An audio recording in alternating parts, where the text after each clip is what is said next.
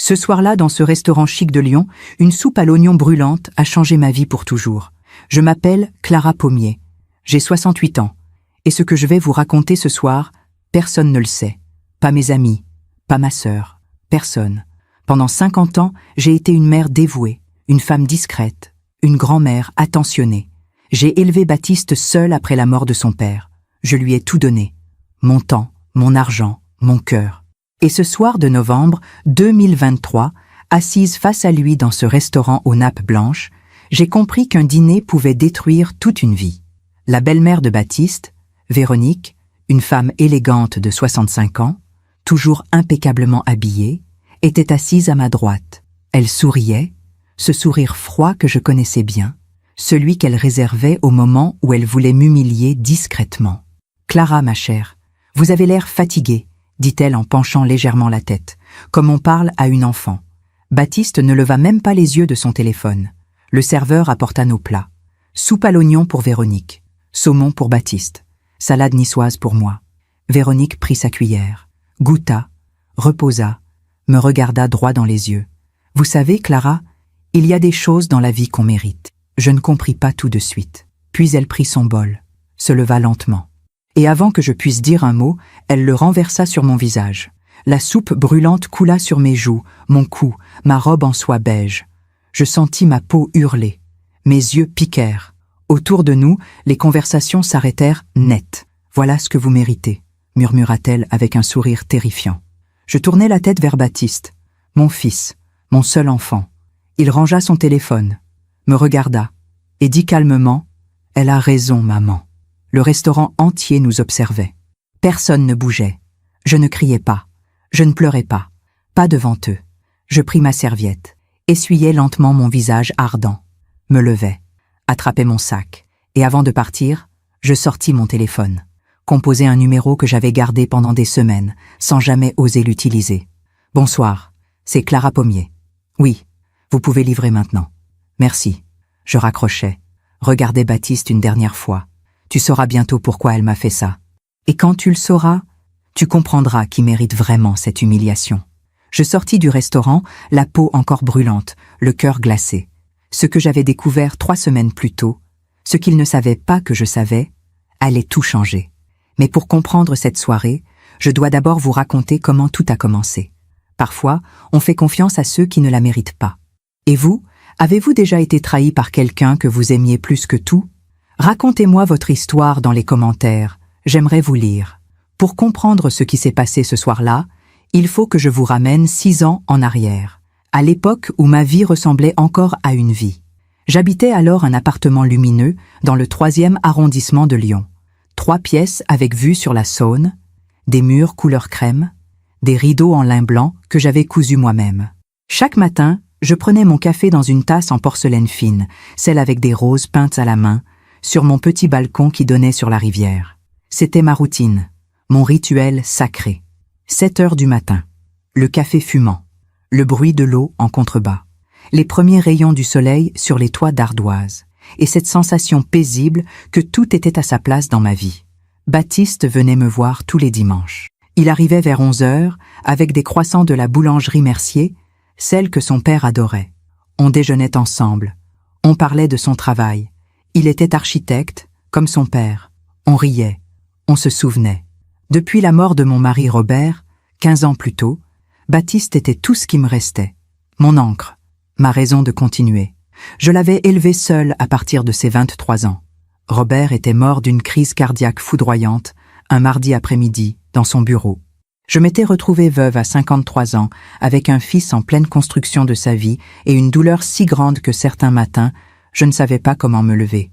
Mais je l'avais fait, pour Baptiste. J'avais vendu notre grande maison de Caluire, gardé un appartement plus petit, placé le reste de l'argent sur un compte épargne que je destinais à mon fils. Pour son avenir, pour ses projets, Baptiste était tout pour moi, et je croyais être tout pour lui. Puis, il y a 6 ans, il a rencontré Margot. Au début, j'étais heureuse, vraiment heureuse. Mon fils avait trouvé l'amour. Une jolie jeune femme de 30 ans, professeure de français dans un lycée privé. Douce, cultivée, elle parlait peu, mais souriait beaucoup. « Maman, je vais te la présenter dimanche. m'avait-il annoncé au téléphone, la voix tremblante d'émotion. Ce dimanche-là, je m'étais levée à 6 heures. J'avais préparé un poulet rôti aux herbes de Provence, comme Robert aimait. Des haricots verts au beurre. Une tarte tatin. J'avais mis la nappe brodée, sorti les verres en cristal. Margot était arrivée avec un bouquet de pivoine blanche. « Madame Pommier, c'est un honneur de vous rencontrer. Baptiste m'a tellement parlé de vous. » Elle avait des yeux noisettes, des cheveux châtains coupés au carré, une robe bleu marine simple et élégante. Elle sentait la lavande. Nous avions déjeuné pendant 3 heures. Elle posait des questions sur Robert, sur notre histoire. Elle écoutait vraiment. Baptiste la regardait comme on regarde un miracle. Ce jour-là, en les voyant partir main dans la main, j'avais pensé « Mon fils sera heureux. J'ai bien fait de tenir bon toutes ces années. » 3 mois plus tard, Baptiste m'annonça leur fiançailles. « On se marie en juin prochain, maman. Je veux que tu m'accompagnes jusqu'à l'hôtel. Tu es l'autre femme de ma vie. » J'avais pleuré dans ses bras, des larmes de joie pure. Et puis, un dimanche après-midi, Baptiste m'appela. « Maman, j'aimerais te présenter quelqu'un. La mère de Margot, Véronique. Elle vient déjeuner avec nous dimanche prochain. Elle tient beaucoup à te connaître. Véronique Deschamps. Veuve, comme moi. 65 ans. Ancienne directrice d'une galerie d'art à Paris, reconvertie dans la décoration d'intérieur à Lyon. Une femme avec de l'argent. Beaucoup d'argent, d'après ce que Baptiste m'avait laissé entendre. Elle arriva ce dimanche-là dans une Audi gris métallisé. Tailleur Chanel noir et blanc. Sac Hermès au creux du coude. Cheveux argentés coiffés en chignon impeccable. Maquillage discret, mais parfait. Elle me tendit une main froide. « Clara, enchantée. Margot m'a dit que vous étiez charmante. » Il y avait quelque chose dans ce « charmante ». Une pause, une hésitation. Comme si le mot lui coûtait. Nous nous installâmes à table. J'avais préparé un bœuf bourguignon. Véronique y toucha à peine. « Je ne mange pas beaucoup de viande rouge, mais c'est généreux de votre part. » Généreux. Pas délicieux. Pas bon. Généreux. Tout l'après-midi, elle parla. De Paris. De ses vernissages. De ses clients fortunés. De l'appartement qu'elle venait d'acheter sur les quais de Saône. 220 mètres carrés, vue panoramique, c'est rare à Lyon. Elle me posa une seule question. « Et vous, Clara, vous occupez vos journées comment ? Maintenant. Maintenant. » Comme si ma vie était finie. Je lis beaucoup. Je fais du bénévolat à la bibliothèque municipale. Je vois mes amis. Ah, c'est bien d'avoir des occupations simples. Simples. Baptiste ne remarqua rien. Il riait aux éclats à chaque anecdote de Véronique. Margot était silencieuse, les yeux baissés. Quand elles partirent, Véronique me serra la main à nouveau. « Nous nous reverrons bientôt, Clara. Après tout, nous allons partager le même petit-fils un jour. » Elle sourit, mais ses yeux restèrent froids. Cette nuit-là, allongée dans mon lit, je repensais à cette phrase. Partager le même petit-fils. Pas partager la même famille. Pas devenir amis. Non, partager un petit-fils. Comme on partage un territoire. Je chassais cette pensée. Je me dis que j'étais fatiguée, que je voyais du mal partout. Mais au fond de moi, quelque chose s'était fissuré, quelque chose que je n'aurais jamais dû ignorer. Les mois qui suivirent furent étranges, comme marcher sur un sol qui se dérobe lentement sous vos pieds, sans que vous compreniez vraiment pourquoi. Le mariage eut lieu en juin, comme prévu. Une cérémonie magnifique dans une chapelle du Vieux-Lyon, suivie d'une réception dans un château à 20 km de la ville. 200 invités, des roses blanches partout, un quatuor à cordes, un dîner sous les étoiles. Véronique avait tout organisé, tout payé. « C'est mon cadeau à ma fille unique », avait-elle déclaré lors du premier dîner de planification, 3 mois avant le mariage. J'étais assise en face d'elle, avec Baptiste et Margot. Nous étions dans un restaurant étoilé au Michelin. Véronique avait commandé du champagne Krug sans regarder le prix. « Clara, vous voulez participer financièrement ?» me demanda-t-elle avec un sourire poli. J'avais préparé 10 000 €, toutes mes économies de l'année, pour aider mon fils. Bien sûr, je pensais contribuer pour... Oh, c'est adorable. Mais vraiment, ne vous inquiétez pas. Je m'occupe de tout. Gardez votre argent pour vous. À notre âge, il faut penser à soi, n'est-ce pas? À notre âge. Baptiste posa sa main sur la mienne. Maman, c'est gentil. Mais Véronique a raison. Garde cet argent. Tu en auras besoin. Tu en auras besoin. Comme si j'étais pauvre. Comme si j'étais fragile. Comme si j'allais m'effondrer demain. Je bus mon champagne en silence. Autour de nous, des couples élégants riaient, trinquaient, vivaient. Moi, je me sentais invisible. Le jour du mariage, Véronique portait une robe longue en soie champagne. Moi, une robe bleu marine que j'avais achetée aux Galeries Lafayette. Simple, élégante. Mais à côté d'elle, je ressemblais à une invitée de seconde zone. Pendant la cérémonie, Baptiste me fit signe de le rejoindre pour l'accompagner jusqu'à l'hôtel avec Véronique. J'étais à sa gauche, elle à sa droite. Nous avancions lentement, au rythme de la musique. Les invités nous regardaient. Certains souriaient, d'autres chuchotaient. À mi-chemin, Véronique se pencha légèrement vers moi et murmura, assez bas pour que seul moi l'entende. « Profitez de ce moment, Clara. C'est peut-être le dernier où vous aurez vraiment votre place. » Mon cœur se serra. Mais je continuais à marcher, souriante, digne. Quand nous arrivâmes devant l'hôtel, Véronique embrassa Baptiste sur les 2 joues. Puis elle me regarda et me tendit la main. Pas d'embrassade, juste une poignée de main froide, comme si nous venions de signer un accord commercial. Après la cérémonie, lors du cocktail, Véronique me présenta à ses amis. Voici Clara, la mère de Baptiste, une femme courageuse. Elle l'a élevée seule après la mort de son mari. C'est admirable, vraiment. Admirable, mais dite avec une pointe de condescendance. Comme on admire quelqu'un qui a survécu à quelque chose de terrible, mais qui ne s'en est jamais vraiment remis. Ses amis me souriaient poliment, puis elles retournaient à leur conversation sur leur voyage en Toscane, leurs rénovations immobilières, leurs enfants qui faisaient carrière à Londres ou New York. Je restais debout, un verre de champagne à la main, à écouter des conversations auxquelles je n'appartenais pas. Baptiste dansait avec Margot. Il était heureux. Radieux. Et moi, sa mère, je me sentais de trop dans le bonheur de mon propre fils. Vers 22 heures, je m'approchai de lui pour lui dire au revoir. « Tu pars déjà, maman ? » « Je suis fatiguée, mon chéri. C'était une belle journée. Je suis heureuse pour toi. » Il m'embrassa sur le front. « Merci d'être là.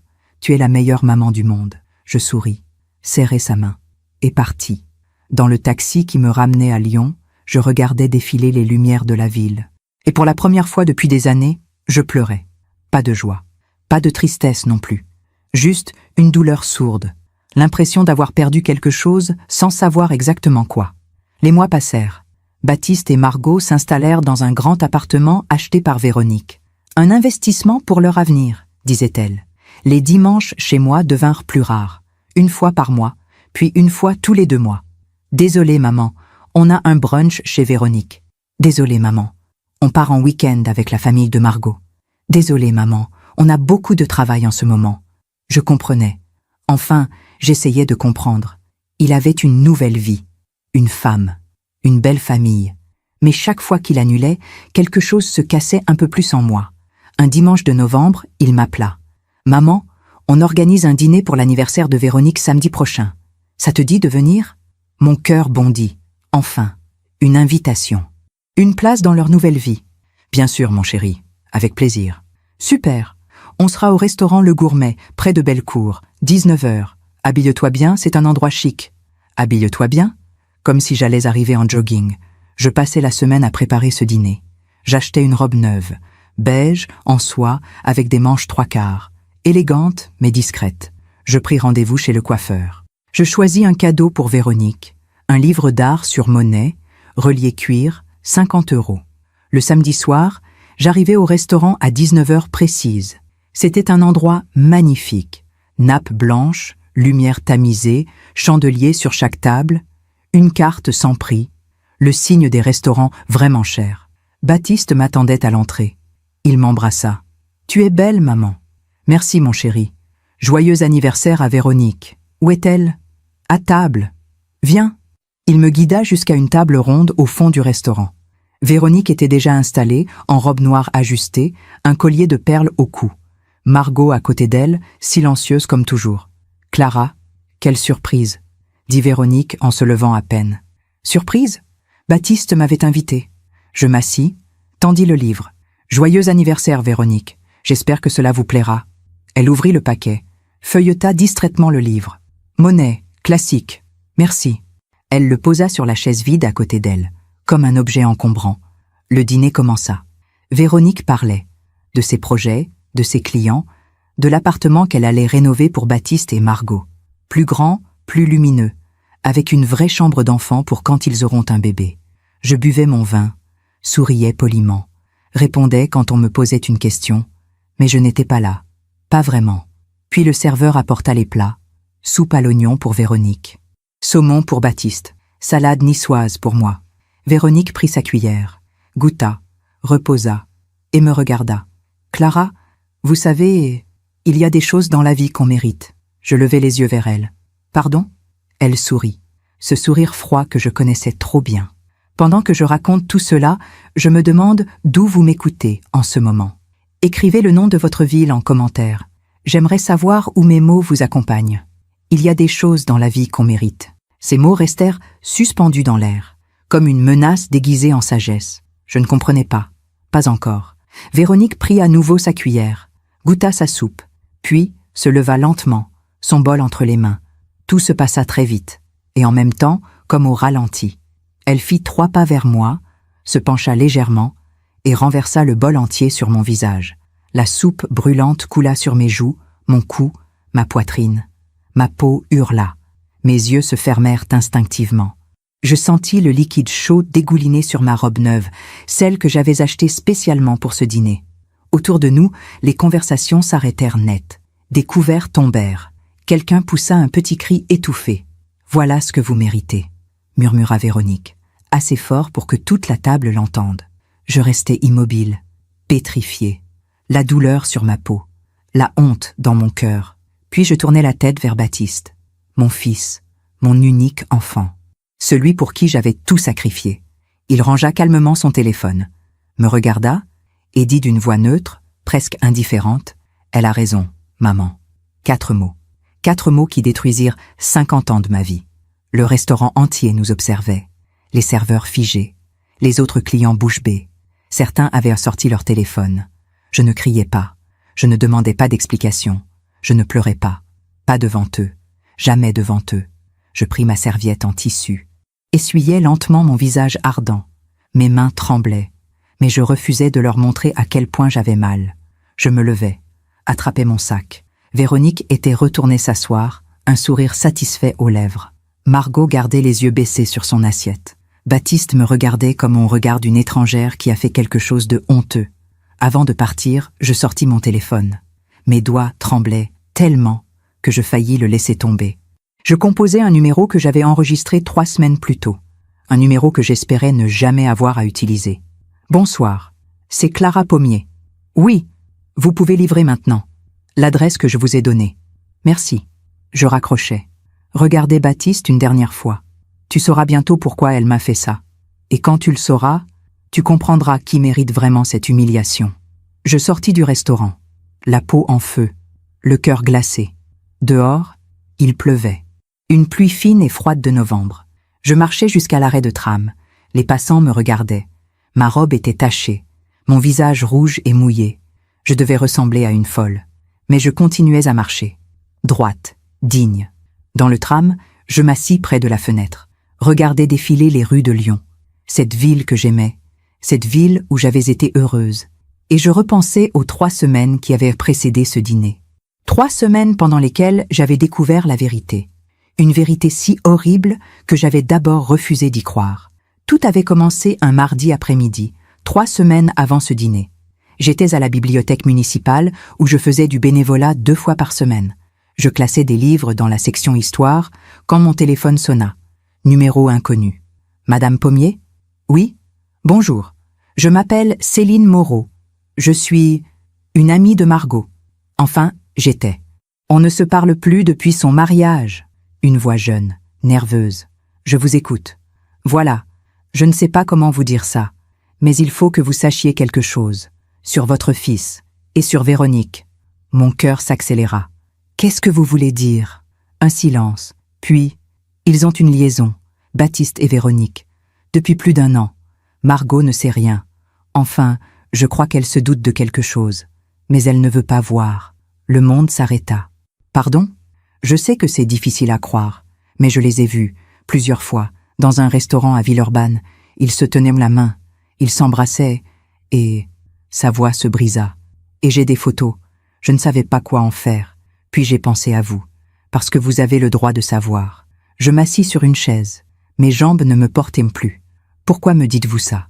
Parce que Margot était ma meilleure amie. Parce que Véronique est un monstre.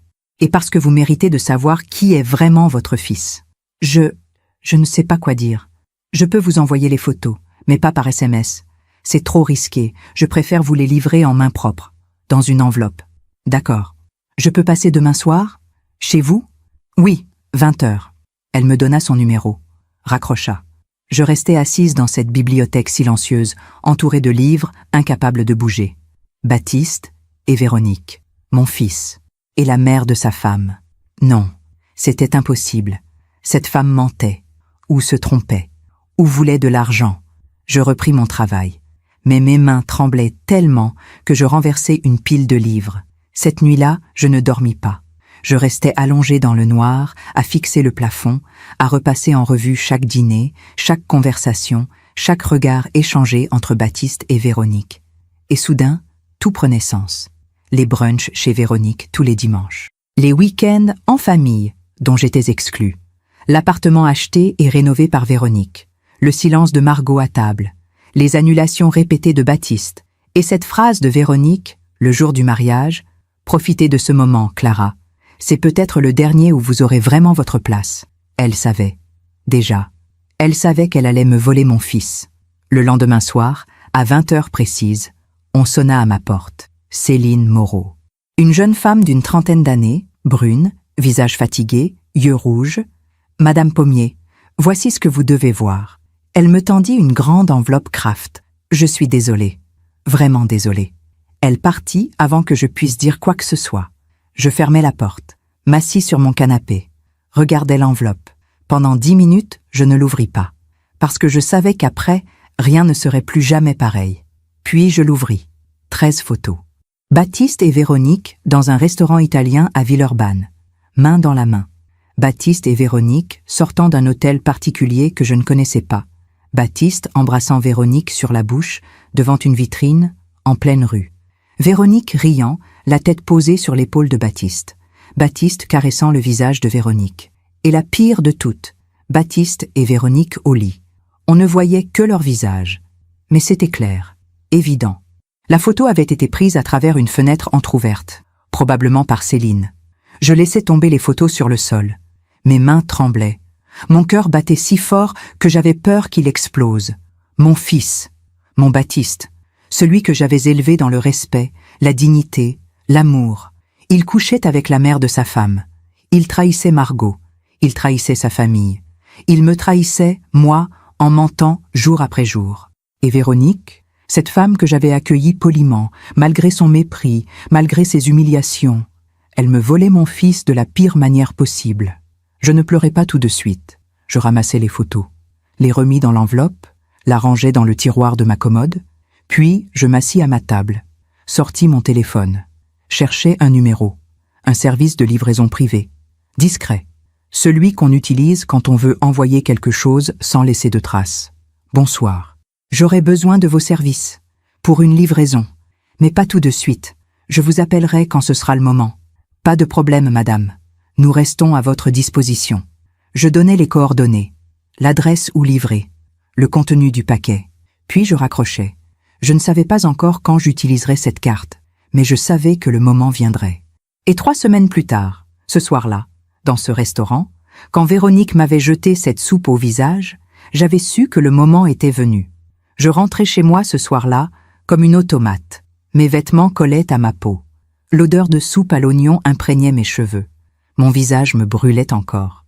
Dans le miroir de l'entrée, je me regardais. Qui était cette femme aux yeux rouges, à la robe tachée, au visage marqué par l'humiliation? Pendant 50 ans, j'avais été Clara Pommier. Épouse aimante, mère dévouée, veuve courageuse, femme digne. Et en une soirée, j'étais devenue... quoi?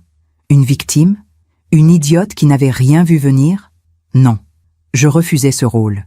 Je retirai ma robe, la jetai à la poubelle, pris une douche longue et brûlante, laissai l'eau emporter la soupe, la honte, la douleur. Mais elle ne pouvait pas emporter la trahison. Quand je sortis de la douche, j'enfilai ma robe de chambre en coton blanc, préparai une tisane à la camomille, m'assis à ma table de cuisine et j'attendis. car je savais qu'à cet instant précis, un livreur se dirigeait vers l'adresse que j'avais donnée, vers l'appartement de Baptiste et Margot, avec une enveloppe contenant les 13 photos. 20 et 1h15. Mon téléphone sonna. Baptiste. Je ne répondis pas. Nouveau message. Puis un autre. Puis un autre. Je n'ouvris aucun. Je bus ma tisane lentement, regardai par la fenêtre. La pluie avait cessé. Les lumières de Lyon scintillaient dans la nuit. Quelque part dans cette ville, mon fils découvrait que je savais tout. Quelque part dans cette ville, Véronique comprenait que son petit jeu était terminé. Quelque part dans cette ville, Margot tenait enfin la preuve de ce qu'elle refusait de voir depuis des mois. Le téléphone sonna à nouveau. Baptiste. Encore. Cette fois, je décrochai. « Qu'est-ce que tu as fait, maman ?» Sa voix tremblait. Colère et panique mélangées. « Moi ?»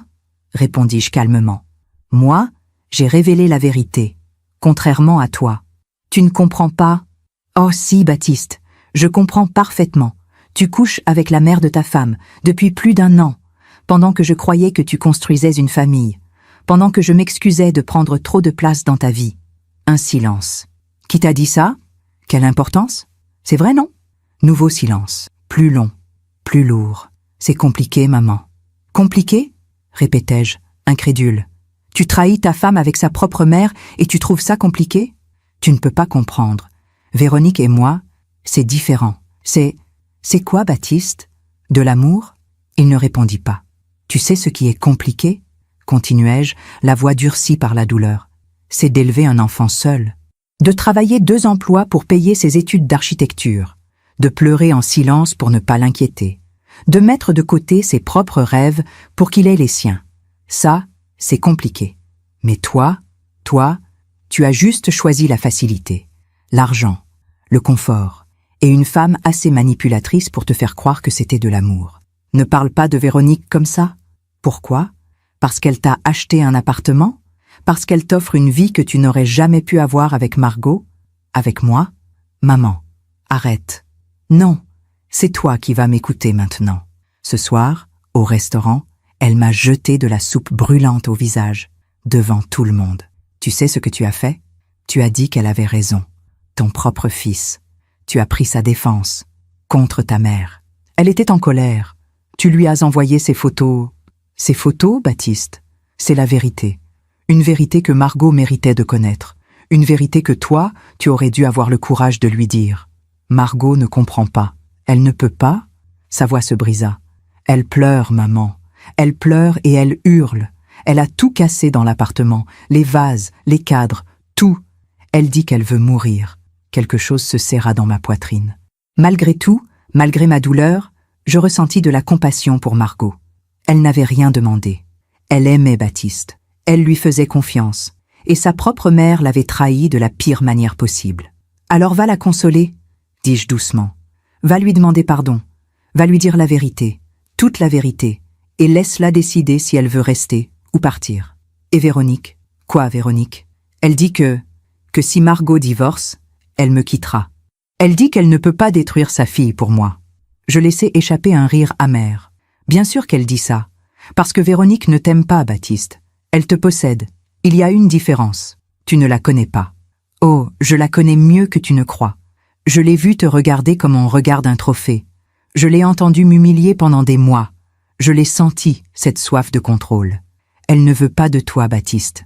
Elle veut te dominer, te tenir, te garder loin de moi. Arrête. Pourquoi tu crois qu'elle m'a fait ça ce soir? Parce que je sais. Parce que maintenant, tout le monde va savoir. Et elle ne supporte pas de perdre le contrôle. Baptiste sanglota au bout du fil. Mon fils, mon petit garçon. Et malgré tout, malgré la trahison, malgré la douleur, mon cœur de mère saignait pour lui. Baptiste, murmurai-je, plus doucement, je ne fais pas ça pour te punir. Je le fais parce que tu mérites mieux. Margot mérite mieux. Et moi aussi. Qu'est-ce que je dois faire, maman? Dire la vérité, affronter les conséquences, et choisir qui tu veux être. Un homme qui se cache derrière l'argent et les mensonges, ou un homme qui se tient debout, même si ça fait mal. Un long silence. Je ne sais pas si j'en suis capable. Alors tu as déjà choisi. Je raccrochais. Mes mains tremblaient. Mon cœur battait fort. Mais j'avais dit ce que j'avais à dire.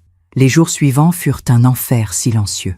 Baptiste ne m'appela plus, ne répondit à aucun de mes messages, mais je savais ce qui se passait, parce que Lyon est une petite ville, et dans les cercles bourgeois, les secrets ne restent jamais secrets longtemps.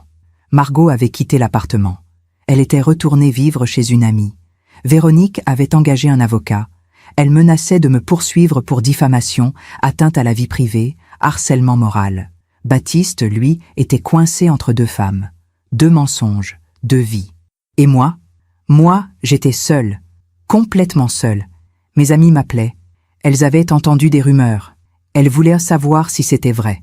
Clara, on raconte que Baptiste et Véronique, enfin, tu sais, je ne confirmais rien, ne niais rien. Je disais simplement, la vérité finit toujours par sortir. Une semaine après le dîner, je reçus un courrier recommandé. Une mise en demeure de l'avocat de Véronique. Madame Pommier, vous êtes sommée de cesser immédiatement toute diffusion de documents privés concernant Madame Véronique Deschamps et Monsieur Baptiste Pommier. À défaut, des poursuites judiciaires seront engagées contre vous pour atteinte à l'image, diffamation et violation de la vie privée. Je pliai la lettre, la rangeai dans un tiroir, qu'elle me poursuive, qu'elle essaie. Les photos existaient. Céline Moreau avait d'autres preuves, des témoignages, des dates. Véronique pouvait menacer tant qu'elle voulait. La vérité était là, indéniable. 2 semaines après le dîner, mon téléphone sonna.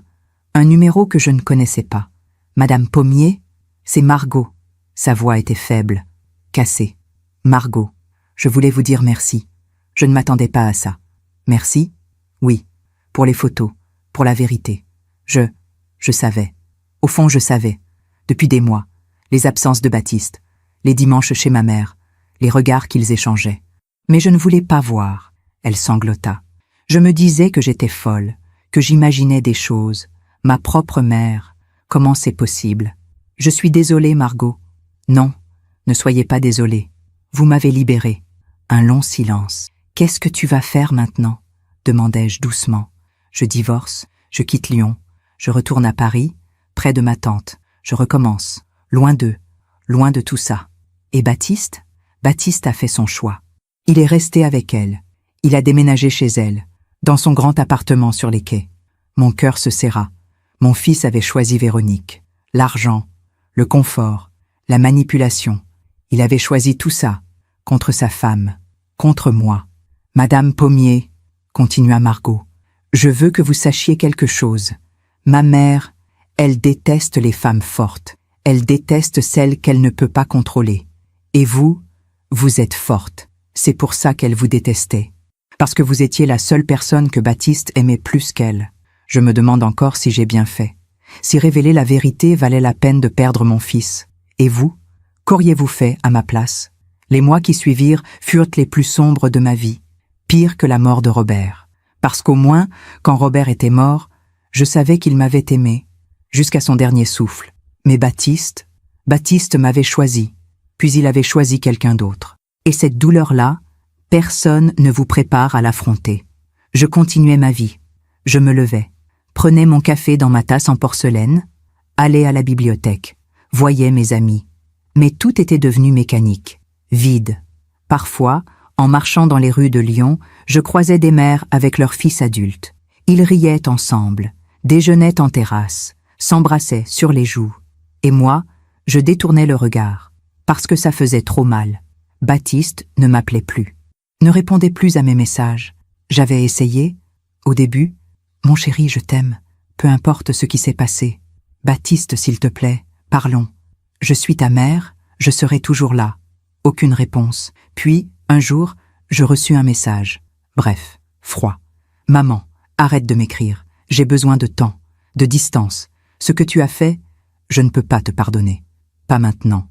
Peut-être jamais. » Je relus ce message 100 fois, 1000 fois. Ce que tu as fait. Comme si j'étais la coupable. Comme si c'était moi qui avais trahi. Menti, détruit une famille. Je ne répondis pas. Qu'aurais-je pu dire? 3 mois après le dîner, un mardi matin, je reçus une invitation par courrier. Une carte blanche. Écriture élégante, à l'encre dorée. Véronique Deschamps et Baptiste Pommier sont heureux de vous inviter à célébrer leur union. Samedi 23 mars, 15 h. Mairie du 2e arrondissement, Lyon. Réception privée au domaine de la Roseraie. Je lus, relus, encore et encore. Leur union. Véronique et Baptiste. Baptiste et Véronique. Mon fils allait épouser la mère de son ex-femme, la femme qui m'avait humilié, qui m'avait écarté, qui m'avait volé mon fils, et il m'envoyait une invitation. Pourquoi? Pour m'humilier une dernière fois? Pour me montrer qu'ils avaient gagné? Je restais assise à ma table de cuisine, cette carte entre les mains, incapable de bouger. Comment en étions-nous arrivés là? Comment le petit garçon qui dessinait des cœurs pour la fête des mères, qui me serrait dans ses bras en disant « Je t'aime, maman », qui pleurait dans mes bras quand son père était mort, comment ce petit garçon était devenu cet homme capable de m'envoyer une invitation à son mariage avec une femme qui m'avait jeté de la soupe au visage?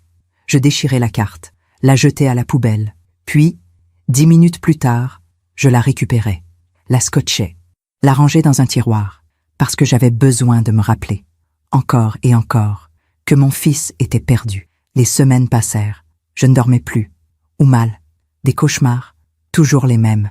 Baptiste enfant qui me tendait la main, puis qui la retirait. Encore et encore, je maigrissais. Mes amis s'inquiétaient. « Clara, tu dois manger. Clara, tu devrais voir quelqu'un, un psychologue. Clara, ne te laisse pas détruire par ça. » Mais comment ne pas se laisser détruire quand on perd son unique enfant? Un jeudi après-midi, je marchais sur les quais de Saône. Le printemps arrivait, les arbres bourgeonnaient, les terrasses se remplissaient, et soudain, je les vis, Baptiste et Véronique, assis à une terrasse de café, main dans la main. Elle riait, lui aussi. Ils avaient l'air heureux. Je m'arrêtai net. Mon cœur s'emballa. Mes jambes tremblèrent. Baptiste leva les yeux, me vit. Pendant une seconde, une toute petite seconde, je crus voir une hésitation dans son regard, quelque chose qui ressemblait à de la honte ou du regret. Puis Véronique suivit son regard, me vit et sourit. Ce sourire victorieux, cruel. Elle se pencha vers Baptiste, lui murmura quelque chose à l'oreille, puis l'embrassa, longuement, ostensiblement, en me regardant. Je détournai les yeux, continuai à marcher, plus vite, de plus en plus vite, jusqu'à ce que je sois hors de vue. Puis je m'assis sur un banc, et je pleurais. Là, au milieu des passants, des joggeurs, des touristes, je pleurais comme je n'avais jamais pleuré. Pour mon fils perdu, pour cette femme qu'il était devenu, pour moi, qui n'avais plus rien. Le soir même, je pris une décision. Je ne pouvais pas rester à Lyon. Pas dans cette ville où chaque rue, chaque café, chaque pont me rappelait Baptiste. Pas dans cette ville où je risquais de les croiser à chaque coin de rue. J'appelai ma sœur, Isabelle. Elle vivait à Annecy, près du lac. « Isabelle, je peux venir chez toi quelques semaines? J'ai besoin de partir. »« Bien sûr, ma chérie. Viens. Reste le temps qu'il faut. » 2 jours plus tard, je bouclai une valise, fermai mon appartement, laissai les clés à ma voisine. « Si Baptiste vient, dites-lui que je l'aime et que je serai toujours sa mère. » Ma voisine, Madame Bertrand, une femme de 75 ans aux cheveux blancs, me serra dans ses bras. « Vous êtes une femme courageuse, Clara. Ne l'oubliez jamais. » Annecy, le lac, les montagnes, le calme. Isabelle habitait une petite maison avec jardin, à 10 minutes du centre-ville. Elle était veuve, elle aussi. Nos maris étaient morts à 2 ans d'intervalle. On s'était soutenus. Puis la vie nous avait éloignés, chacune dans sa ville, chacune dans sa solitude. « Tu restes le temps qu'il faut », répéta-t-elle en m'installant dans la chambre d'amis. Les premiers jours, je ne fis rien. Je dormais, marchais au bord du lac, regardais les cygnes glisser sur l'eau. Je ne pensais à rien, ou plutôt, j'essayais de ne penser à rien. Mais la nuit, les pensées revenaient. Baptiste, Véronique, la soupe brûlante, le sourire cruel, l'invitation au mariage, ce baiser sur la terrasse, tout revenait. Encore et encore. Un soir, Isabelle me rejoignit sur la terrasse. Elle apporta 2 tasses de thé, s'assit à côté de moi. « Tu veux en parler ?» Je lui racontai tout, depuis le début. Depuis le mariage de Baptiste, les humiliations de Véronique, les dimanches annulés, la liaison, les photos, le dîner, la soupe, le message de Baptiste, l'invitation au mariage. Isabelle m'écouta en silence, puis elle posa sa main sur la mienne. « Clara, tu as fait ce qu'il fallait, tu as révélé la vérité. Mais j'ai perdu mon fils. » « Non, ton fils s'est perdu lui-même. en choisissant l'argent et le confort au lieu de l'intégrité et de l'amour. Mais c'est mon fils, Isabelle. Mon seul enfant. Je sais. Et c'est pour ça que ça fait si mal. Mais écoute-moi bien. Un jour, il se réveillera. Un jour, il comprendra ce qu'il a perdu, ce qu'il a sacrifié. Et ce jour-là, il aura besoin de toi. Et si ce jour n'arrive jamais, elle me regarda droit dans les yeux. Alors tu auras au moins gardé ta dignité, ta vérité, ta conscience tranquille. Et crois-moi, Clara, c'est plus que ce qu'il pourra jamais dire. Les semaines passèrent, puis les mois. Le printemps laissa place à l'été. Les touristes envahirent Annecy. Le lac scintillait sous le soleil. Et moi, lentement, je commençais à guérir. Pas complètement. Jamais complètement. On ne guérit pas vraiment de la perte d'un enfant, même vivant. Mais j'appris à vivre avec. J'appris à me lever chaque matin sans pleurer. J'appris à prendre mon café sans penser à Baptiste. J'appris à marcher au bord du lac sans chercher son visage dans la foule. J'appris à respirer à nouveau. Isabelle m'inscrivit à un atelier d'aquarelle. Je n'avais jamais peint de ma vie, mais j'essayais. Au début, mes tableaux ressemblaient à des gribouillages d'enfants. Puis, peu à peu, quelque chose émergea. Des couleurs, des formes, des émotions. Je peignais le lac, les montagnes, les cygnes. Et parfois, sans m'en rendre compte, je peignais un petit garçon qui tenait la main d'une femme. Un petit garçon qui ressemblait à Baptiste. Un matin de juillet, 6 mois après mon départ de Lyon, mon téléphone sonna. Numéro inconnu. « Madame Pommier, c'est Céline Moreau. Vous vous souvenez de moi ?» La jeune femme qui m'avait donné les photos. « Oui, bien sûr. Je voulais vous prévenir.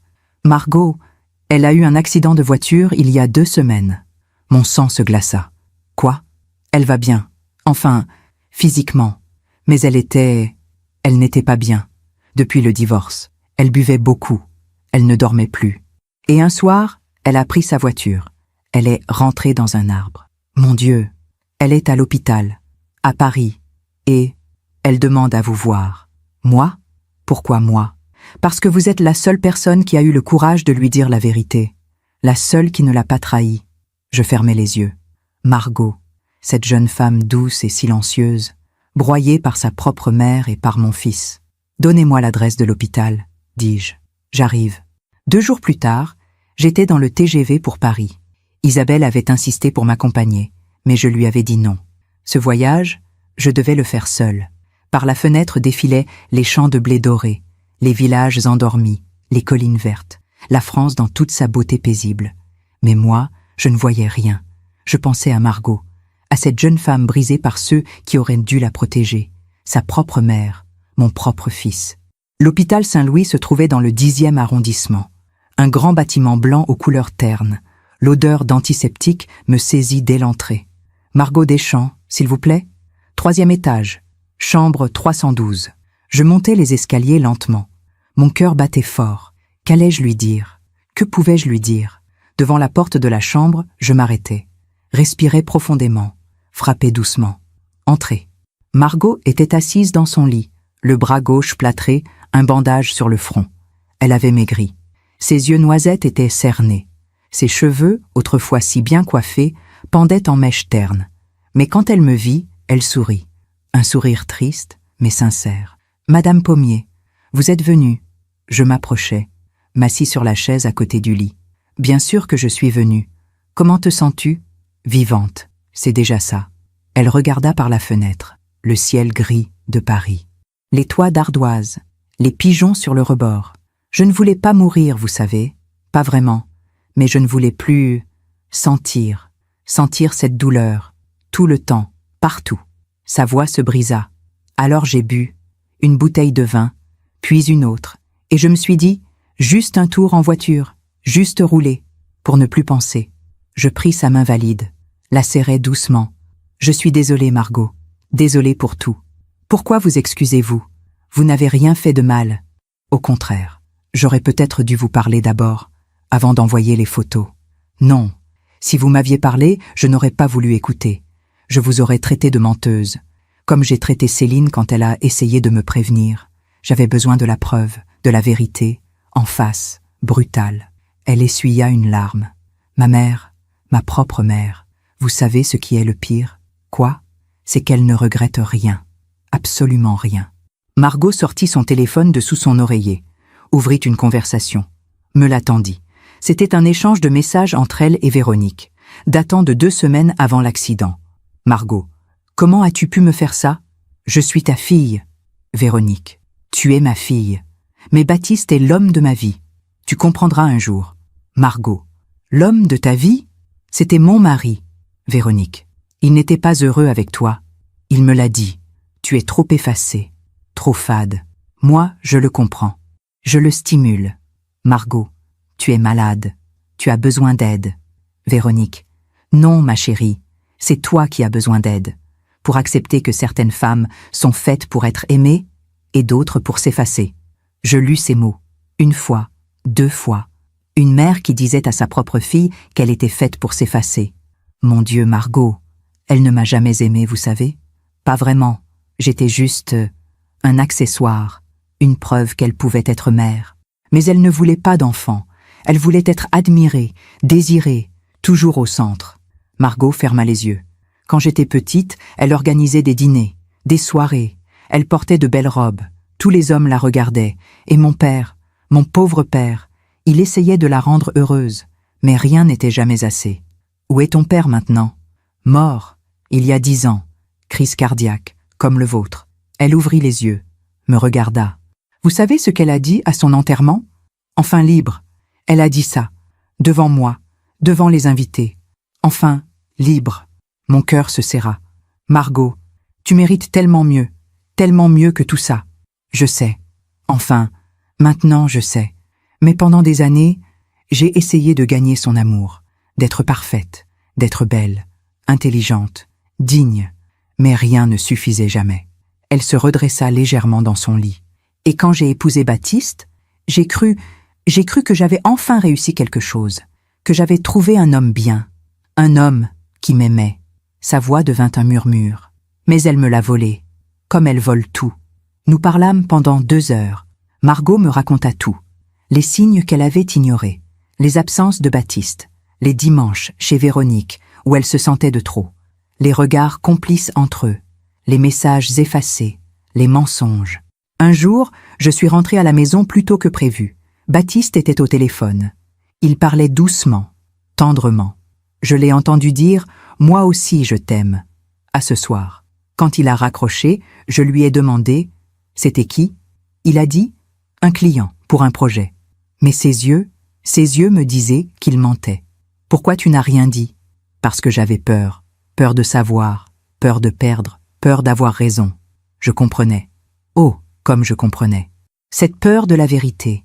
Cette peur qui nous fait accepter l'inacceptable, jusqu'à ce que la vérité explose et détruise tout. « Il se marie dans 3 semaines », dit soudain Margot. « Je sais, ils m'ont envoyé une invitation. » Elle me regarda, stupéfaite. « Ils vous ont invité ?»« Oui. » Véronique voulait probablement m'humilier une dernière fois. Margot secoua la tête. « Elle est d'une cruauté inimaginable. »« Oui. » Un silence. Puis Margot reprit. « Madame Pommier, Clara, puis-je vous appeler Clara ?»« Bien sûr. Clara, je vais vous demander quelque chose, et vous avez le droit de refuser. Dis-moi, venez au mariage avec moi. » Je la regardais, incrédule. « Quoi? Venez au mariage, avec moi, ensemble. »« Margot, tu es folle?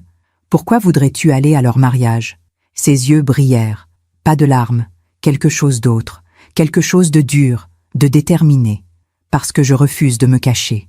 Je refuse de leur donner la satisfaction de croire qu'ils m'ont détruite. Mais, écoutez-moi, pendant 6 mois, j'ai pleuré, j'ai bu, j'ai failli mourir, mais maintenant, je suis vivante, et je veux qu'ils le voient. Je veux qu'ils voient que je ne suis pas brisée, que nous ne sommes pas brisés. Elle serra ma main. Vous et moi, Clara, nous sommes les 2 femmes qu'ils ont trahies, les 2 femmes qu'ils ont écartées. Mais nous sommes toujours debout. Et je veux qu'ils le sachent. Je restais silencieuse. Mon cœur battait fort. Aller à ce mariage, voir Baptiste épouser Véronique, c'était de la folie. Mais quelque chose en moi, quelque chose de profond, répondait à cette idée. Oui, pourquoi devrais-je me cacher? Pourquoi devrais-je avoir honte? C'était eux qui avaient menti, trahi, détruit, pas moi. D'accord, dis-je enfin. Margot sourit. Un vrai sourire. Pour la première fois depuis mon arrivée. Merci. Mais à une condition. Laquelle? On y va ensemble. Mais on part ensemble aussi. On ne reste pas. On ne leur donne pas ce plaisir. On entre, on se montre et on sort.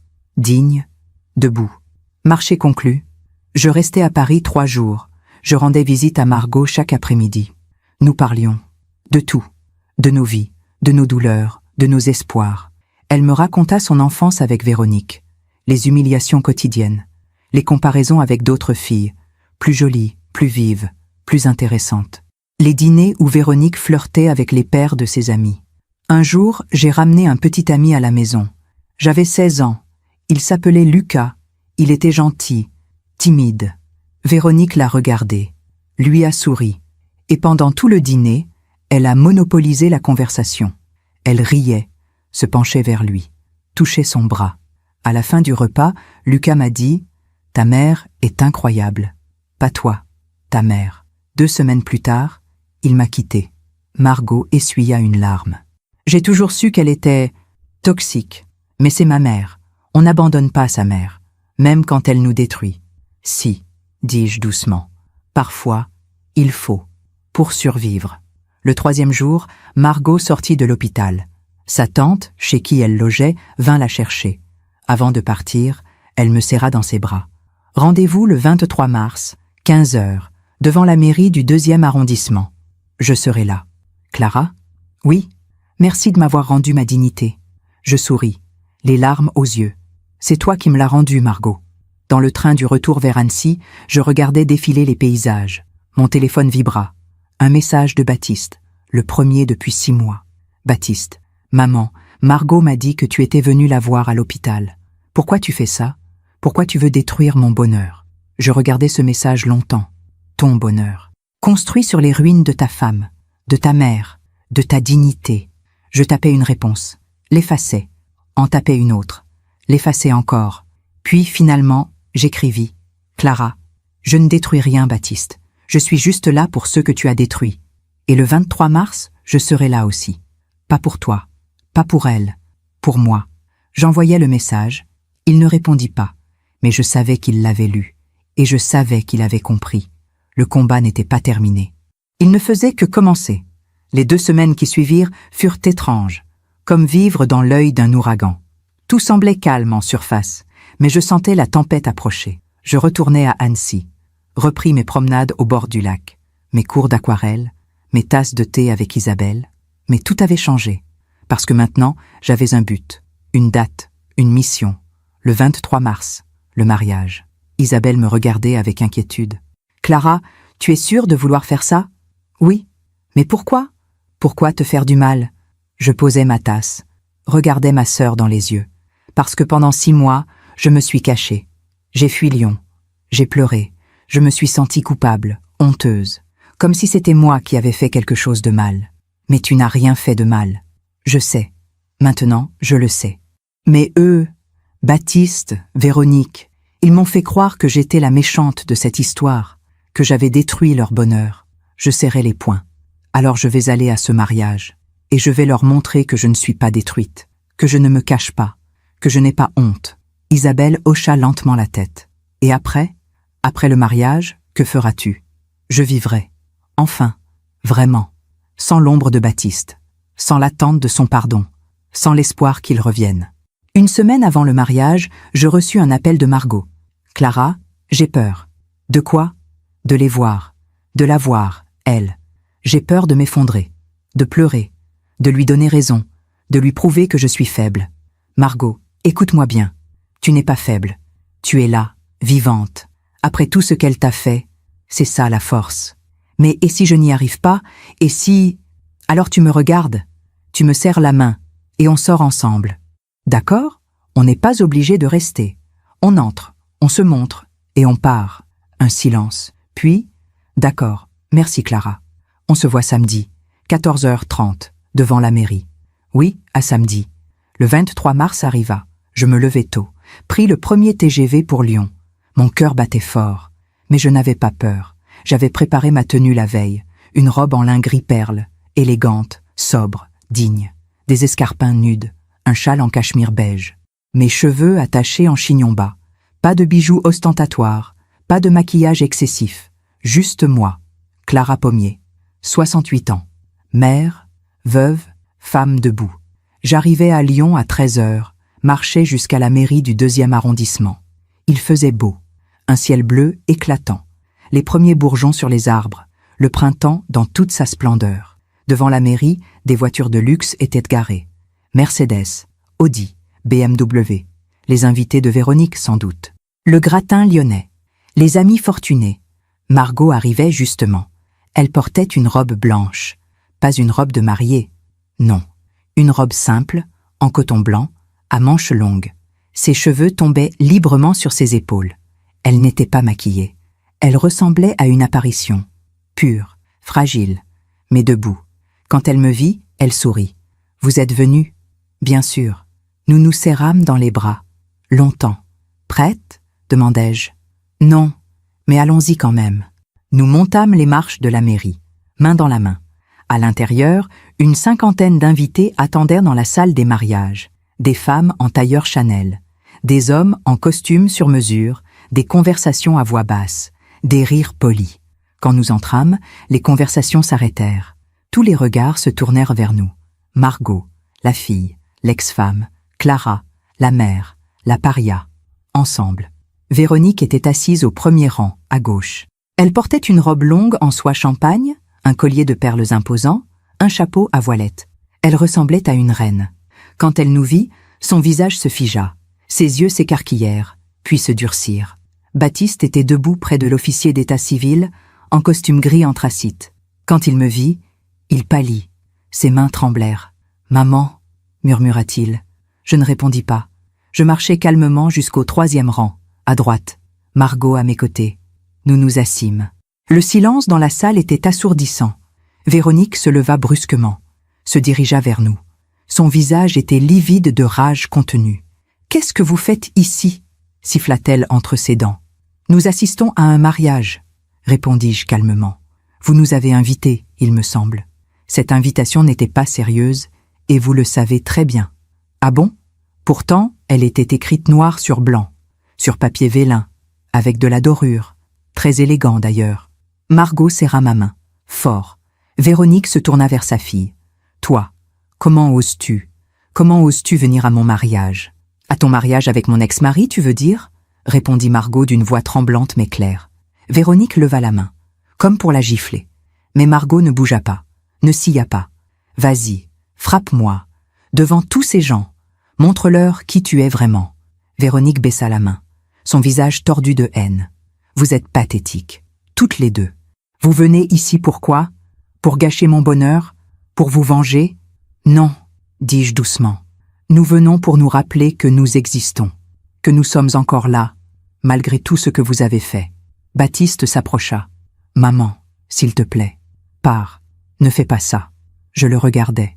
Mon fils, cet homme que je ne reconnaissais plus. « Baptiste, je suis venu ici parce que tu m'as invité, parce que malgré tout, tu es mon fils. Et je voulais voir de mes propres yeux l'homme que tu es devenu. Maman, non, laisse-moi finir. » Ma voix était calme, mais ferme. Pendant 50 ans, j'ai été ta mère. Je t'ai donné tout ce que j'avais. Mon temps, mon argent, mon amour. Et tu as choisi ça. Je désignais Véronique. Tu as choisi une femme qui a détruit sa propre fille, une femme qui m'a humiliée publiquement, une femme qui ne t'aime pas, Baptiste. Elle te possède. Et un jour, quand tu ne seras plus utile, elle te jettera, comme elle a jeté tous les autres.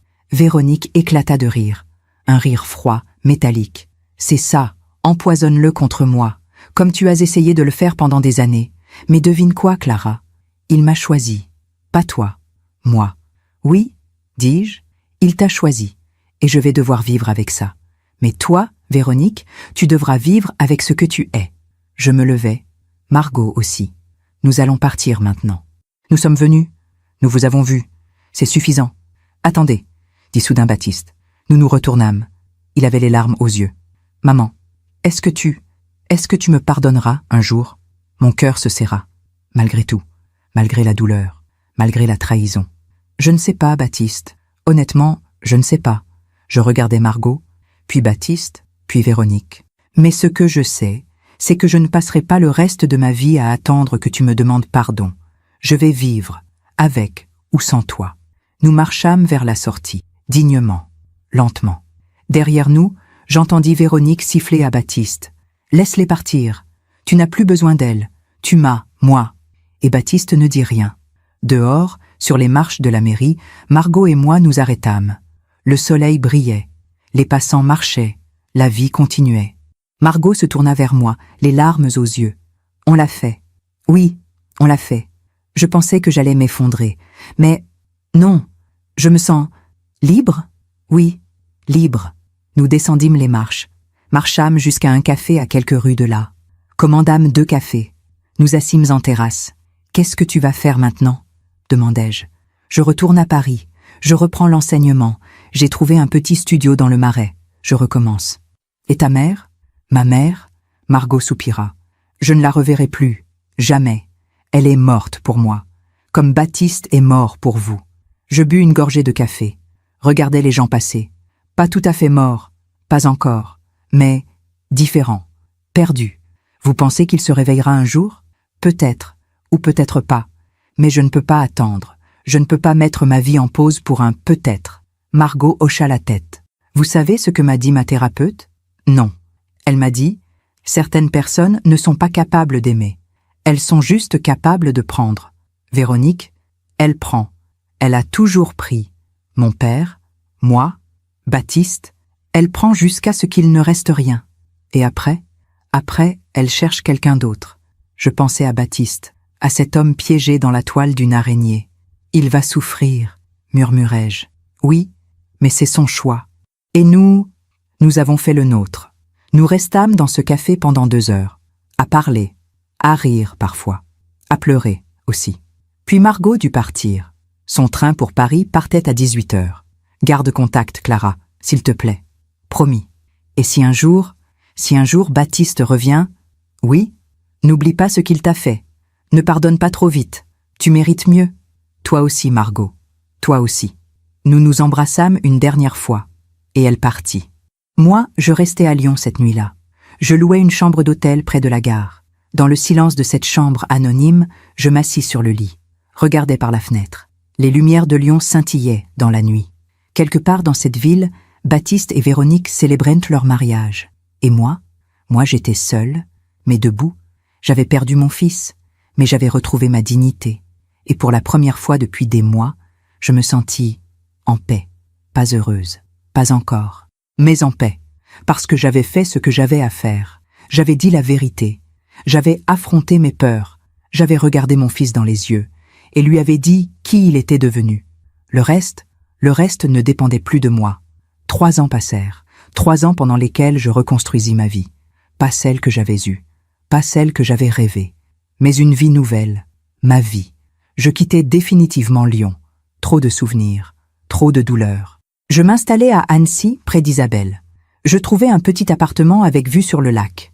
2 pièces, un balcon avec des géraniums, une cuisine où je préparais mon café chaque matin dans ma tasse en porcelaine, celle que j'avais emportée de Lyon. Mon ancrage, mon rituel. Je continuais l'aquarelle. Mes tableaux s'améliorèrent. Je vendis même quelques toiles dans une galerie locale. Rien de révolutionnaire, juste des paysages, des signes, des montagnes, des moments de paix figés sur papier. Margot et moi restions en contact, des messages réguliers, des appels téléphoniques parfois. Elle allait mieux, beaucoup mieux.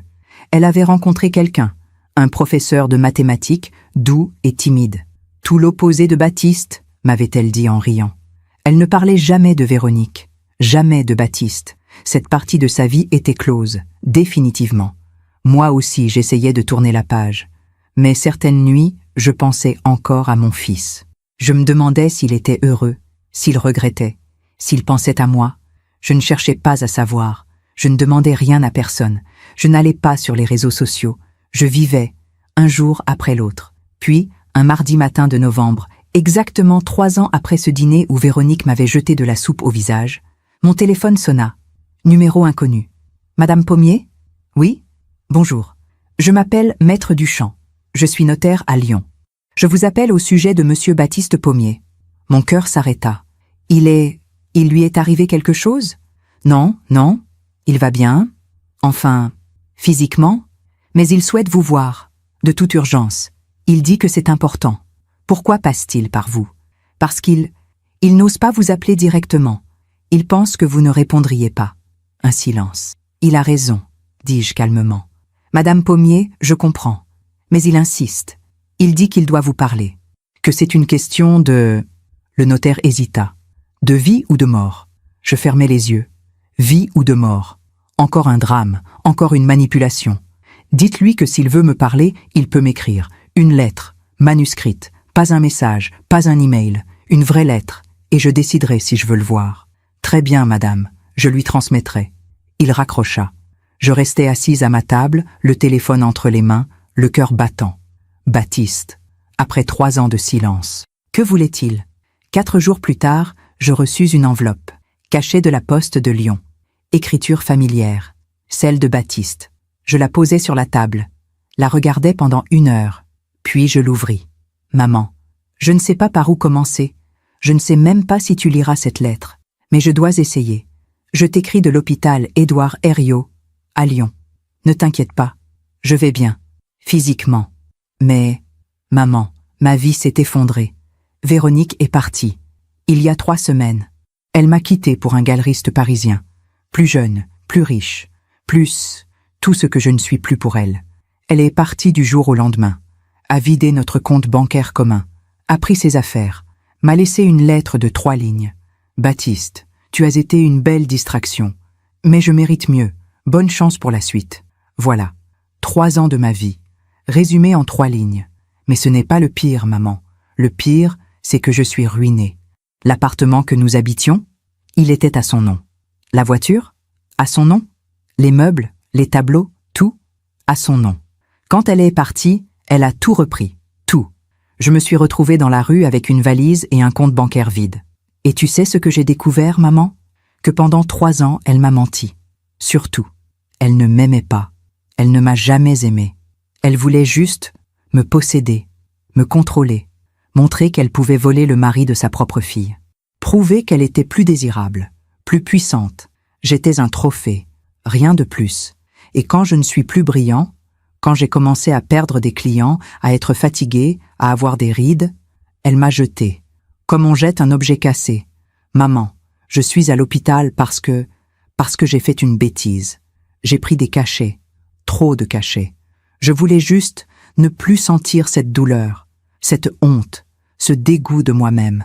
Mais un voisin m'a trouvé, a appelé les secours. Et me voilà, vivant, mais vide. Je sais que je n'ai pas le droit de te demander quoi que ce soit. Je sais que je t'ai trahi, humilié, abandonné. Je sais que je ne mérite pas ton pardon. Mais maman, si tu as encore un tout petit morceau d'amour pour moi, s'il te plaît, viens me voir, une seule fois, juste pour que je puisse te regarder dans les yeux et te dire que tu avais raison. Surtout, que je suis désolée, tellement désolée. Je t'aime, maman.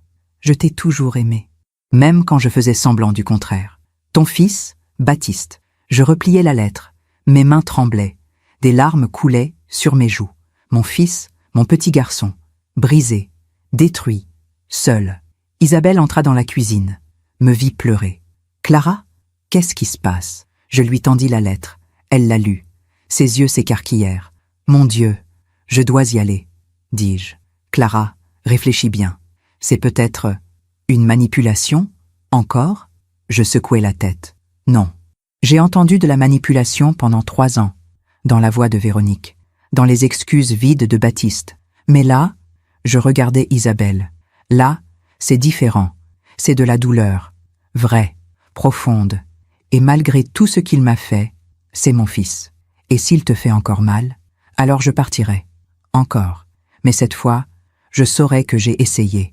Jusqu'au bout. Le lendemain matin, je pris le train pour Lyon. Mon cœur battait si fort que j'avais peur qu'il explose. L'hôpital Édouard Herriot, un grand bâtiment blanc, des couloirs qui sentaient l'antiseptique, des infirmières qui marchaient vite, des chariots qui roulaient. Baptiste Pommier, s'il vous plaît. 5e étage, chambre 518, service psychiatrie.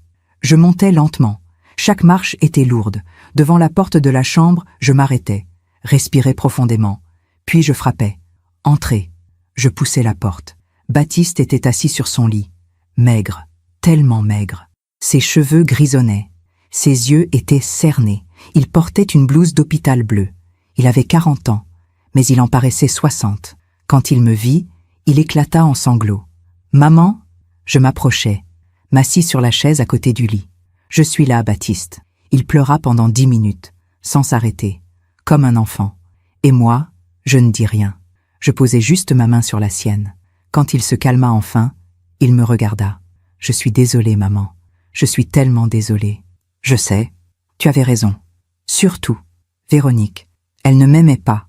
Elle m'utilisait. Et quand je ne servais plus à rien, sa voix se brisa. Elle m'a jeté, comme une ordure. Qu'est-ce qui s'est passé, Baptiste? Il prit une grande inspiration. Il y a 6 mois, j'ai commencé à perdre des clients. L'économie, la concurrence. Je ne sais pas. Mes revenus ont chuté. Véronique a commencé à changer. Elle était froide, distante. Elle sortait seule, rentrait tard. Et puis un soir, je suis rentrée plus tôt que prévu. Elle était au téléphone. Elle riait. Elle disait « Non, lui, il est fini. Plus d'argent, plus de contact.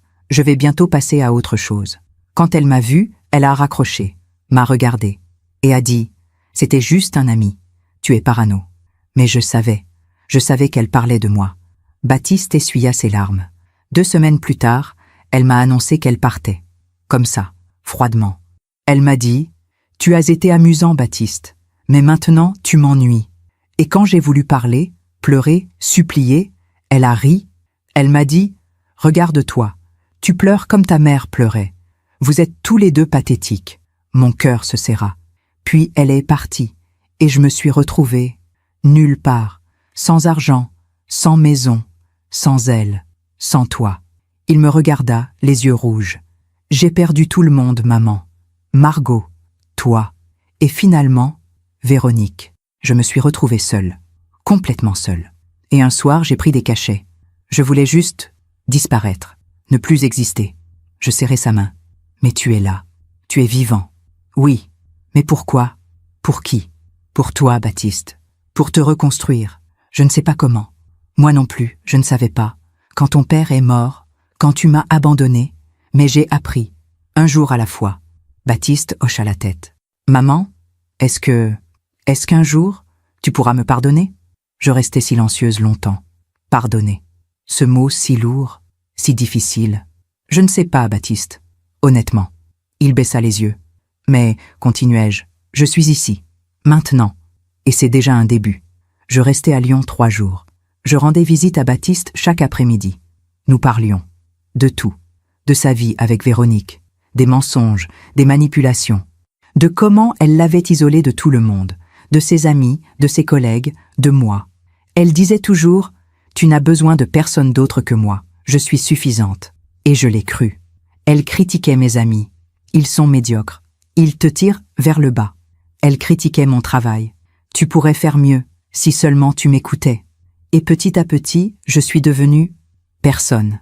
Juste une extension d'elle. Je l'écoutais.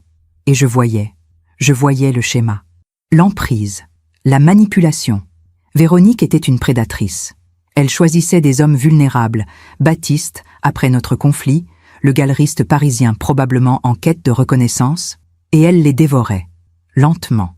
Le 3e jour, Baptiste me posa une question. « Maman, quand Véronique t'a jeté cette soupe, tu te souviens de ce que tu as ressenti? » « Oui, de l'humiliation, de la douleur, de la colère. Pourquoi tu n'as rien dit? Pourquoi tu n'as pas crié? » Je réfléchis. Parce que crier, c'était lui donner ce qu'elle voulait. Une scène, un spectacle, une preuve que j'étais faible. Alors tu es parti, dignement. Oui, Baptiste hocha la tête. Je comprends maintenant. Tu étais plus forte qu'elle. Et elle ne supportait pas. Le 4e jour, je retournai à Annecy. Baptiste devait rester à l'hôpital encore 2 semaines. Suivi psychiatrique, thérapie. Avant de partir, je lui dis « Baptiste, je ne te promets rien. Je ne sais pas si notre relation sera un jour comme avant. Peut-être que non, probablement que non. Mais je serai là, pas comme avant, différemment, avec des limites, avec prudence. Mais je serai là. » Il pleura, me serra dans ses bras. « Merci, maman. » Dans le train du retour, je regardais le paysage défiler. La vie avait rendu justice.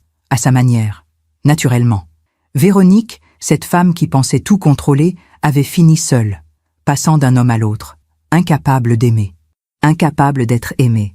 Baptiste avait payé le prix de ses choix, la ruine, la solitude, l'effondrement. Et moi j'avais survécu, reconstruit, trouvé la paix, pas le bonheur parfait, pas la vie rêvée, mais une vie digne, une vie où je pouvais me regarder dans le miroir sans honte. Et ça, personne ne pouvait me le voler. 5 ans après cette visite à l'hôpital, je suis assise sur mon balcon à Annecy, ma tasse de porcelaine à la main, celle avec les roses peintes, mon rituel du matin, mon ancrage. Le lac brille sous le soleil de juin, des voiliers glissent sur l'eau, les montagnes se découpent dans le ciel bleu. J'ai 73 ans aujourd'hui, et pour la première fois depuis très longtemps, je me sens complète. Baptiste et moi avons reconstruit une relation, différente, prudente, mais réelle. Il vit maintenant à Grenoble. Il a tout recommencé. Un petit cabinet d'architecture, des projets modestes, une vie simple. Il vient me voir une fois par mois. Nous déjeunons ensemble. Nous parlons. De tout. De rien. De ce qui fut. De ce qui est. Il ne parle jamais de Véronique. Jamais. Cette partie de sa vie est fermée, comme un chapitre noir qu'on referme pour toujours. Il a rencontré quelqu'un il y a 2 ans. Une femme de son âge. Divorcée. Mère de 2 enfants. Une femme simple, douce, qui travaille comme infirmière. Quand il me l'a présentée, j'ai vu dans ses yeux quelque chose que je n'avais jamais vu avec Véronique. De la paix. De la vraie tendresse. De l'égalité. « Maman, je voulais te demander quelque chose », m'avait-il dit ce jour-là. « Oui ? Est-ce que tu l'aimes bien, Sophie ?» J'avais souri. « Ce n'est pas à moi de l'aimer, Baptiste. C'est à toi. Mais ton avis compte. Alors oui, je l'aime bien. Elle te regarde comme on regarde un égal. Pas comme on regarde un trophée. C'est tout ce qui compte. » Il avait hoché la tête, les larmes aux yeux. Margot s'est mariée il y a 3 ans, avec Thomas, le professeur de mathématiques. Une cérémonie simple à Paris, près du canal Saint-Martin. Juste la famille proche et quelques amis. Elle m'avait invité. « Clara, vous êtes ma famille. » Plus que ma mère ne l'a jamais été. J'avais pleuré en lisant cette invitation. Le jour du mariage, Margot était radieuse. Pas de robe extravagante, juste une robe blanche, simple, en dentelle, des fleurs dans les cheveux, un sourire lumineux. Quand elle m'a vue, elle s'est précipitée vers moi. « Vous êtes venu ?» « Bien sûr, je ne manquerai ça pour rien au monde. » Nous nous sommes serrés dans les bras. Longtemps. « Merci », avait-elle murmuré. « Merci de m'avoir sauvée. »« Non, Margot, c'est toi qui t'es sauvée. Moi, j'ai juste ouvert une porte. Et Véronique, je n'ai jamais cherché à savoir, jamais demandé, jamais voulu savoir. Mais il y a 6 mois, Margot m'a appelé. « Clara, je dois te dire quelque chose, sur ma mère. » Mon cœur s'est serré. « Tu n'es pas obligée, Margot. »« Si, je crois que tu as le droit de savoir. » Elle a pris une grande inspiration. Elle est seule maintenant, complètement seule. Le galeriste parisien l'a quittée après 2 ans, pour une femme plus jeune. Elle a essayé de revenir vers Baptiste, il y a 3 ans. Elle lui a écrit. Elle lui a dit qu'elle regrettait, qu'elle l'aimait, qu'elle s'était trompée. Baptiste l'a bloquée partout. Il ne lui a jamais répondu. Puis elle a essayé avec moi, il y a 1 an. Elle m'a envoyé une longue lettre. Elle disait qu'elle était malade, qu'elle avait besoin de moi, que j'étais sa fille, que le sang comptait. Qu'est-ce que tu as fait ? J'ai déchiré la lettre et j'ai continué ma vie. Un silence. Tu sais où elle vit maintenant ? Avait demandé Margot. Non. Dans un petit appartement à Villeurbanne. Elle a dû vendre son grand appartement sur les quais. Elle n'a plus d'argent, plus d'amis, plus personne. Une connaissance commune m'a dit qu'elle passe ses journées seule, qu'elle sort à peine, qu'elle a vieilli de 20 ans. Margot avait marqué une pause. La vie lui a rendu exactement ce qu'elle a donné, la solitude, le mépris, l'abandon. Je n'avais rien dit.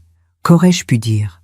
Une partie de moi, une toute petite partie, ressentait presque de la pitié. Mais une autre partie, plus grande, savait que c'était juste, pas de la vengeance, de la justice. Véronique avait choisi de détruire, d'humilier, de manipuler. Et maintenant, elle vivait dans les décombres de ses propres choix. Aujourd'hui, assise sur mon balcon, je pense à tout ce chemin parcouru, à la femme que j'étais il y a 8 ans, celle qui pleurait en silence, qui se sentait coupable, qui pensait avoir tout perdu. Et je regarde la femme que je suis devenue, forte, digne, entière. J'ai perdu mon fils pendant des années, mais je l'ai retrouvé, différemment, mais je l'ai retrouvé. J'ai été humiliée publiquement, mais j'ai relevé la tête. J'ai été trahie par ceux que j'aimais, mais j'ai survécu. Et surtout, j'ai appris quelque chose d'essentiel, que la justice existe, pas toujours celle des tribunaux, pas toujours celle qu'on imagine, mais une justice plus profonde, plus vraie, celle de la vie qui rend, tôt ou tard, ce qu'on lui donne. Véronique a donné de la cruauté, elle a récolté la solitude. Baptiste a donné de la lâcheté, il a récolté l'effondrement. Margot a donné du courage, elle a récolté le bonheur. Et moi, j'ai donné de la dignité, et j'ai récolté la paix. Mon téléphone sonne. C'est Baptiste. Maman, joyeux anniversaire. Merci, mon chéri. Sophie et moi, on vient te voir ce week-end. On t'apporte un gâteau. Vous n'êtes pas obligé. Si, on veut célébrer avec toi. Tu mérites d'être célébré. Mon cœur se gonfle. D'accord, je vous attends. Maman, oui, je t'aime, et je te remercie. Pour tout, pour avoir été là, pour ne pas m'avoir abandonné, même quand je le méritais. Je suis ta mère, Baptiste. C'est ce que font les mères. Elles restent, même dans la tempête. Je raccroche, regarde le lac, les montagnes, le ciel, et je souris. Si mon histoire peut aider ne serait-ce qu'une femme à ouvrir les yeux, à se tenir debout, à refuser l'humiliation, à choisir la dignité plutôt que la paix à n'importe quel prix, alors tout cela aura eu un sens. Chaque douleur, chaque larme, chaque nuit d'insomnie. Parce qu'au bout du chemin, il y a quelque chose de plus précieux que le bonheur. Il y a la conscience tranquille. Il y a le regard qu'on peut poser sur soi-même dans le miroir sans détourner les yeux. Il y a cette certitude profonde qu'on a fait ce qui était juste. Pas facile, mais juste. Et ça, personne ne peut nous le voler. La vie finit toujours par rendre ce qu'on lui donne. J'en suis la preuve vivante. Merci de m'avoir écouté jusqu'au bout. Si cette histoire a touché votre cœur, abonnez-vous et activez la cloche pour entendre d'autres femmes qui ont transformé la douleur en sagesse. Chaque jour, une femme, une leçon de vie. Partagez cette histoire avec quelqu'un que vous aimez.